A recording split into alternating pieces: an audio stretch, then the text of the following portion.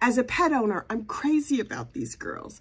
As a content creator, I'm this close to, these dogs are driving me crazy. Okay, so good morning, true crime friends. This is Holly. She's being a canine delinquent this morning, and so she's in timeout, sitting on my lap because she would not stop barking while I was trying to make this video. Okay, so look, say good morning. Say good morning.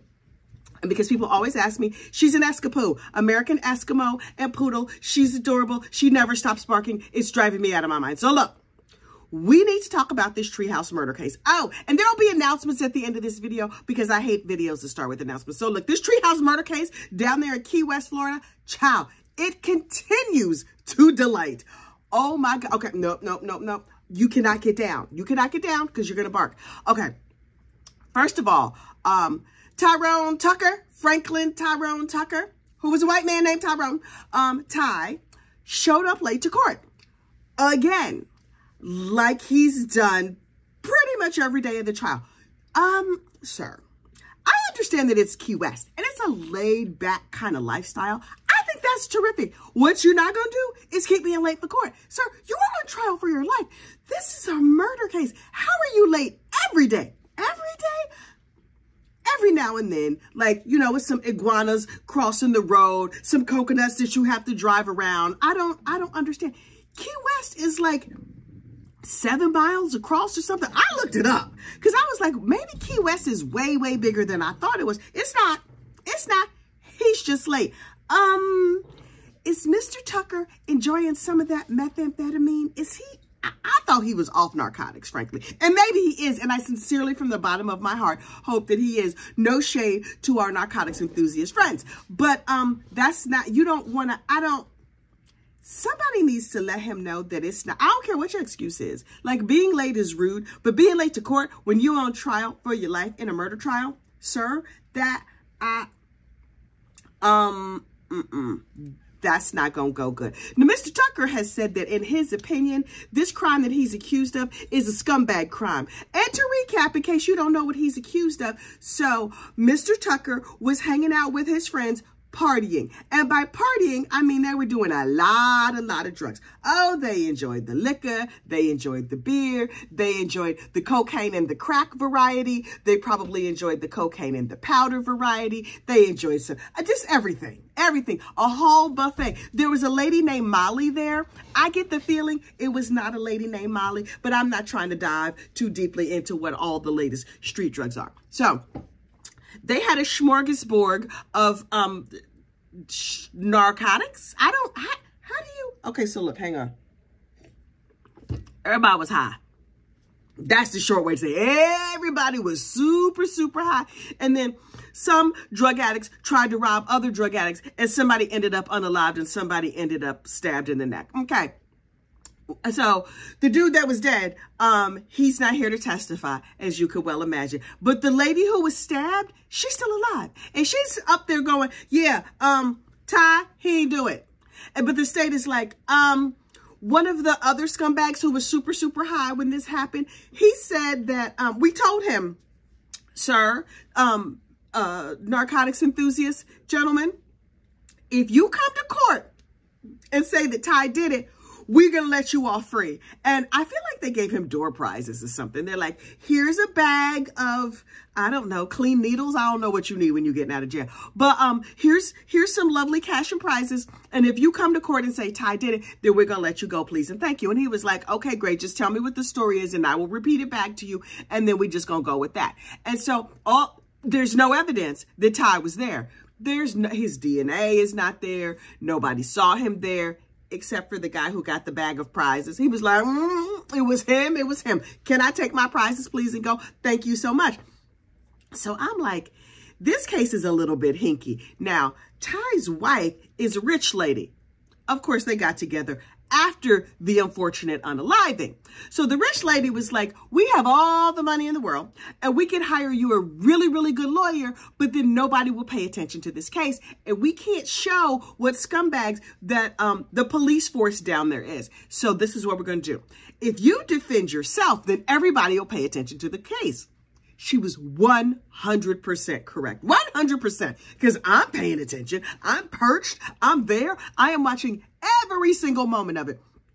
And I'm telling you right now, this case, oh, it just tickles me. Now, yes, somebody is unfortunately unalive. The good news, if you can call it good news in this case, is that the person who was unalive was so high when he was unfortunately unalived that I'm not sure to this day that he knows he's not here no more. He's probably like, wait, this is the best high ever. It's been 7 years and now I feel like I'm walking in clouds or whatever. So, congratulations. You can't say I'm not sure how all that works, but, this whole case is troubling on so many levels. Hang on. The gentleman who received the cash and prizes to go to court and say that Mr. Ty Tucker did it showed up in court yesterday. He was none too pleased to be there. And he explained his history of use of narcotics. He was using them to help treat some medical conditions and PTSD and some mental health stuff. That happens. That's very sad. And so yesterday they took a long shot of him walking up to the stand. And we got to see his whole outfit. Now listen. You're not here for news. You're here for the gossip, the rumor, and the innuendo of the situation. All the tea, all the shade. Child, if I ever change the name of this channel, it will be called All the Tea and All the Shade, because that is what we are here for. Mr. Travis Johnson, he came to court in a delightful outfit. He had his best court hoodie. Okay, sweetheart, listen, I love a hoodie. He had his best court hoodie and some Target swim trunks. Now, how do I know they are from Target? Because I bought those very same swim trunks from Target for one of my children. Oh, they're tropical and they're delightful and they have palm trees and stuff on them. And I'm like, oh, I recognize those from Target from like 3 years ago. Oh, you're wearing like 3 years ago, Target. He's very out of fashion. But he himself described himself as a beach bum. He loves the beach. What you doing at the beach? You getting a tan? Are you working? Are you just laying there high in the sand? How do you not get burned? Lots of sunscreen? Look, I don't know. Ultimately, at the end of the day, yesterday, the state rested. And I was like, oh, okay, thanks, state. That's all y'all had? That's the case? That's everything. Everything? Okay. So today, Mr. Tucker, assuming he gets to court, I'm not entirely certain he's going to get to court. The court is called for it was originally going to be 9 and the judge is like, we're going to say 9:15. So hopefully that you make it on time. If you know anything about late people, if he's supposed to be there at 9:15, giving him an additional 15 minutes, he's going to be there at 9:22. And he's going to be like, it's just a few minutes. What's the big deal? And then the judge's head, steam is going to come out of his ears and the top of his head may blow off. I'm just there for the entertainment. Honest to goodness, I'm just there for the entertainment. I want to know, what is the jury thinking? And according to Chanley Painter down there, over there on the court TV, she said, oh, we've been watching the jury. And all through the state's case, nobody was taking notes. They was just sitting there like, this is what y'all, okay. Some of the jurors are amused, which I appreciate that because I'm amused too. And some of them have blank faces. I get the feeling that Mr. Tucker is going to be acquitted. He's definitely not going to jail for life on this madness. And his fellow narcotics enthusiast, the living victim, Miss Paula Belamonte, she's going to testify today from her hospital bed. Now, yesterday, I asked the question, what ailments does meth give you? Because I do not know, and crack and all of that. And somebody got down in my comments and pointed out that meth protected your health. Oh, this is new medical information to me. I suspect that the person who made this comment was not a medical professional. Call me crazy. I believe that that they don't have a medical degree. Yeah. Meth usually protects people from getting sick and helps them stay healthy longer, and because you don't get other stuff. And then a nurse friend of ours or a medical professional friend of ours in the comments was like, nah, boo-boo, that's not how meth works. Thank you, medicine, for weighing in, because clearly that person was deeply, deeply misguided. And our medical friend pointed out that because you shoot meth, why did I think you smoked it? Do you need needles? Okay. So when you damage your body with the needles and the whatever, that those things get infected and it goes to your heart. I'm paraphrasing, of course, because you know I don't know nothing about medicine. I know where Band-Aids are, that's it. But it makes your heart gets infected, your perio something, cardi something, your heart, and you could die. So if you are here for medical advice, number one, you're on the wrong channel. Number two, meth is not good for your health. Also, we have discovered that there is no warning label on crack. Who knew? Who knew? But because honestly, I was like, if crack is bad for your health, shouldn't the Surgeon General be out here telling people? But I think the whole world is out here telling people, like movies and TVs and whatever. So there's that. In other true crime news, the Triconis case, the state of Connecticut versus Triconis, continues to bore us to tears. Listen. Yes, Fotis unalived his wife, Jennifer Triconis. Yes, Michelle Triconis helped him clean up the crime scene. Meanwhile, her lawyers are down there going, yes, there was DNA, but is DNA really a thing? Hang on. That little amphibian is still living in my throat. This man with a straight face got up there and argued that he didn't think DNA was really a thing. And so should we really be trusting DNA? Sir, you know we all have TVs, right? We all, you're just gonna go to court and argue that DNA is not a thing. Okay. What I'm hearing is desperation. This seems like the defense of last resort. Like, who you gonna believe, me or your lying eyes? That's basically, like, who you gonna believe? What this woman who was a side chick is saying here in the open court, or science? We know side chicks are reliable. Sir. So, Marcia Gay Harden, or some lady who looked like a young Marcia Gay Harden, got on the stand yesterday in the Triconis case and was like, it was a whole lot of blood. Oceans and oceans of blood. So much blood that there's no way that Jennifer Triconis is still, Jennifer Dulos is still alive. And her blood was there, and her accused unaliver's blood was there, and it was a whole lot of it.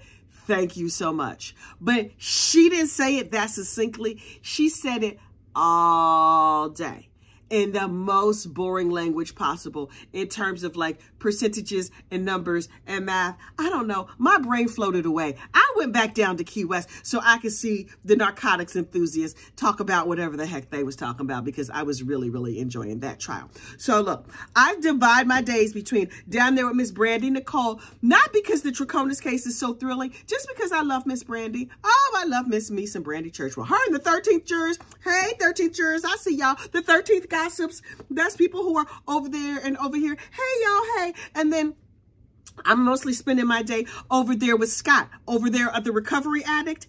I thought he was recovering from like drugs and alcohol. It turns out he just likes one of those things, metal detectors.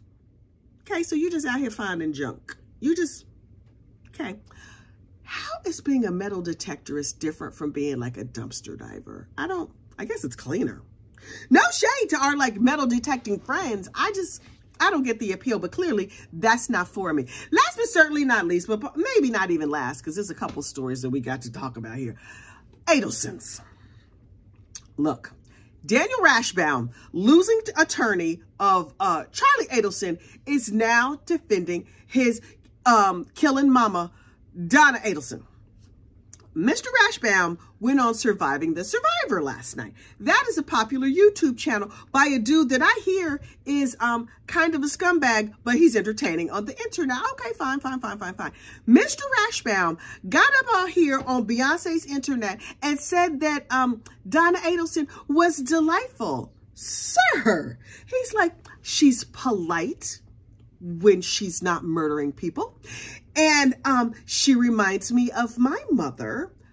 Okay, when he said that Donna Adelson reminded him of his mother, I wanted to wrap him up in a nice warm hug.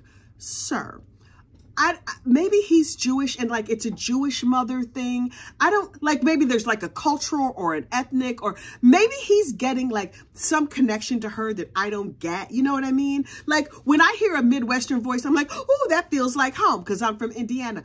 Miss Donna Adelson is from Brooklyn.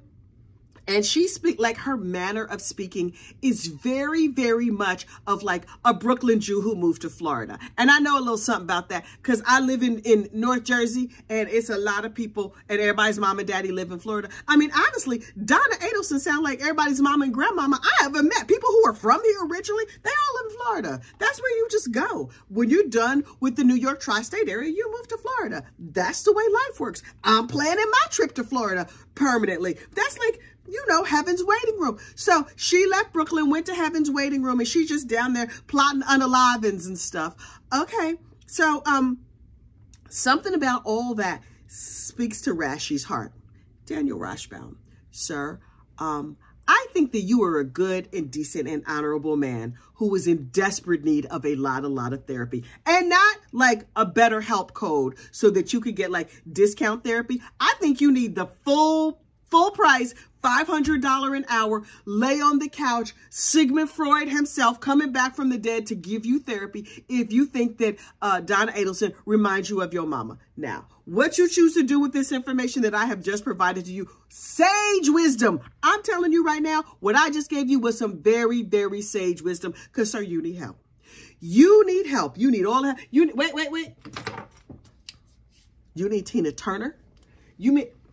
He gonna need all 4 of the Golden Girls. Oh, yes, he needs divine intervention. I would say he needs actual Jesus, but I think he's a Jewish gentleman, and so they don't do Jesus. So fine, Tina is gonna have to help. Tina is on the main line, sir. Tell her what you want. You need her assistance far worse than you know if you think that Donna Adelson is a good person who reminds you of your mama. Also, I'm looking at your mama crazy.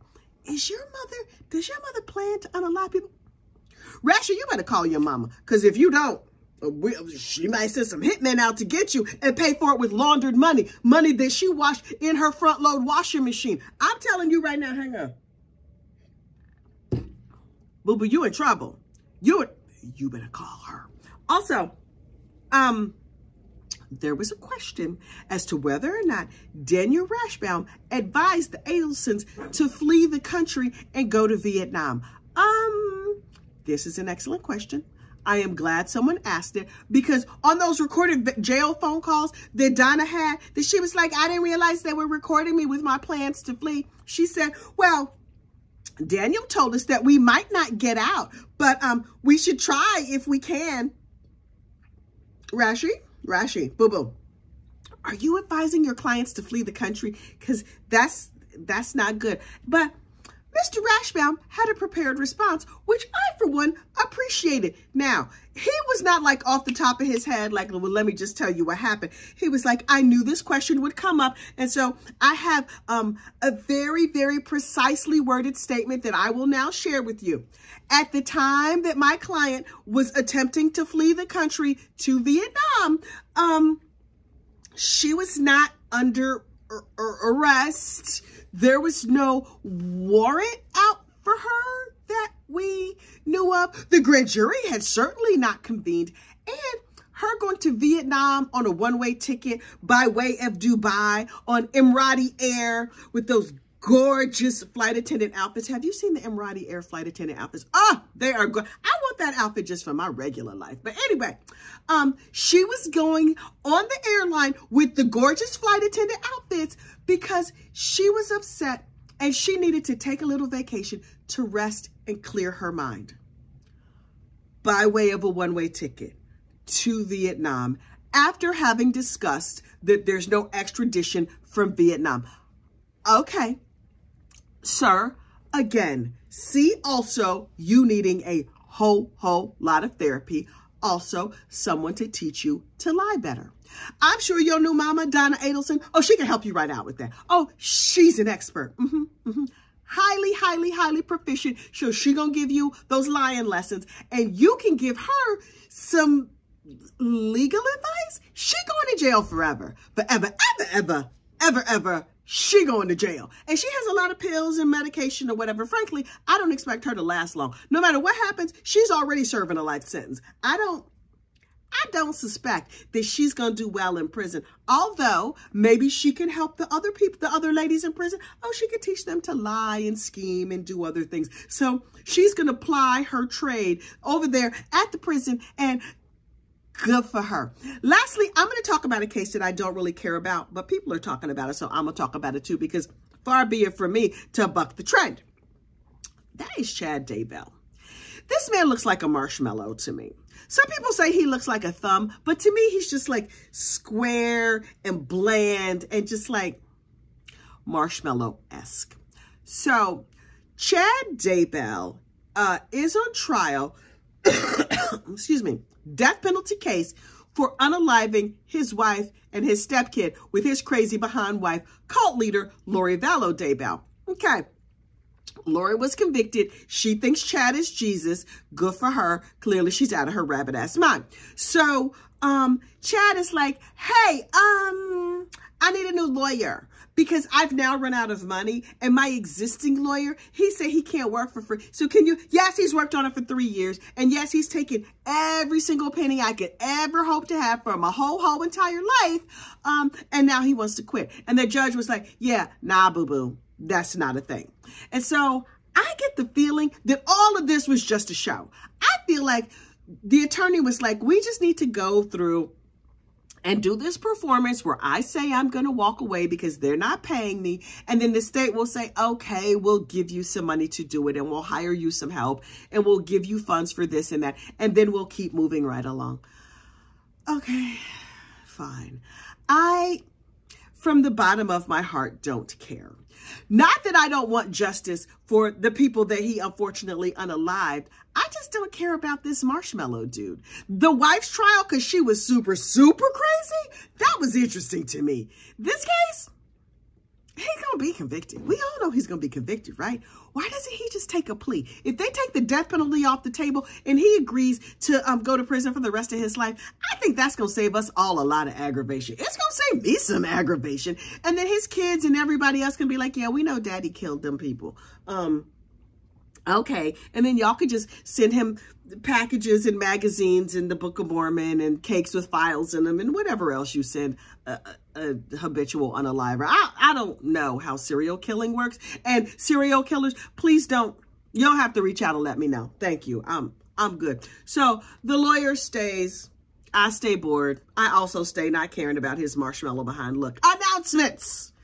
It is announcement time. Number one, today is Friday, January 19th, 2024. Tonight is the members only tea party. Oh yes, friends, we are getting together right on Zoom with our pinkies out. If you are a member, go over to the community tab. And I know it's a bunch of senior citizens who watch this channel. Child, I'm a senior citizen too. Shout out to AARP. Geritol friends, you might have to get on your big computer, the desktop, the laptop, or whatever, if you can't find it on your phone, but click the community tab, and the link for tonight's Zoom party is already there. I would like you to come with your little tea spread. Oh, if you got a teacup or a coffee cup, what you have in that cup ain't none of my business. You can have some plain water. You can have some tea. You can have some brown liquor. Please, no crack. Does crack come in liquid form? Unclear.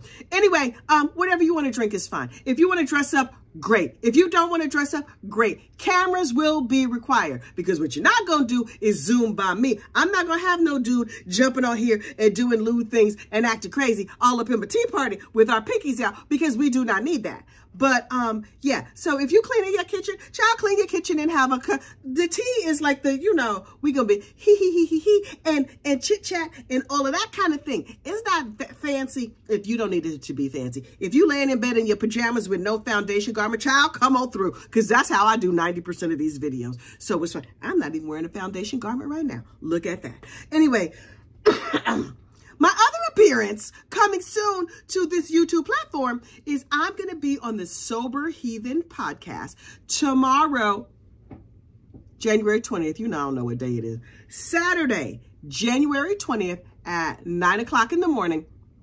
I'm going to be on the Sober Heathen podcast. That's like a sobriety sort of thing. It's like a meeting. If you've never been to an AA meeting, it's kind of like that, only now. We're not going to do no steps or nothing like that. We're just going to have a chat about life and sobriety and whatever. If you're curious, great. If you're not, fine. You can jump in the comments, say hello. I would love to see some of y'all in the comments dropping your little yarn balls. You can watch it later. It's all fine. No pressure, no fuss, no muss. I just like what that dude has to say, and I'm going to go have a chat with him. And if you want to show up, I would love to see you there. And if not, don't worry about it, boo-boo. It'll be on replay, or you can skip it entirely and just sit back and enjoy your meth and your crack and your good health and do whatever it is you do. Listen, I should probably say this when this channel starts. I mean, when these videos start. Like the video, subscribe to the channel. Have a fantastic day, and I'm going to see y'all later. Bye.